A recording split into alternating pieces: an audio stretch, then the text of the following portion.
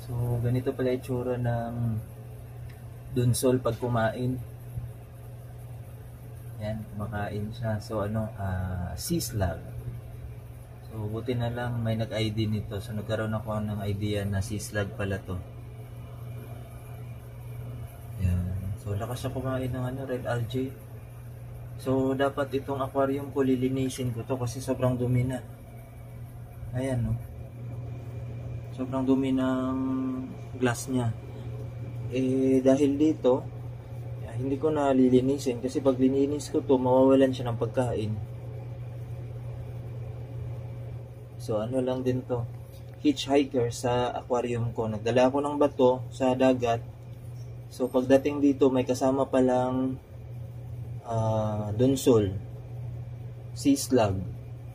Tapos, napansin ko na to, maliit pa to siya nung una. Siguro 1 month ago. Ngayon, ang laki na niya eh. Ayan o.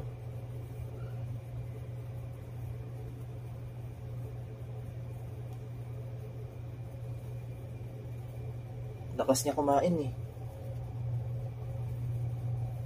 Ayan o, kahit gabi na. Kanina, na video ko to hapon, kumakain pa din to eh. Ngayon, kumakain pa din. Non-stop yung kain.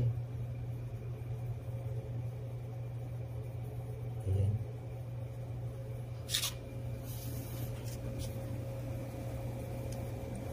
So, yan siya. Ayan yung itsura niya.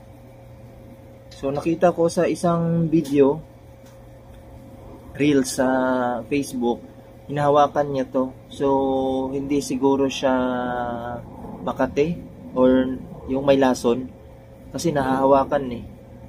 Kahit na ganito itsura niya, parang may tusok-tusok. Natatakot ako nito eh kasi parang siya. Ayun, bumaba. Nahiya siya. Bumaba na siya. Asa na yun siya? Ayan, kumakain pa din.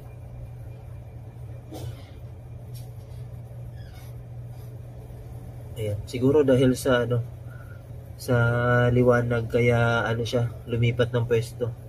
So, i-off ko na tong ilaw, yung video.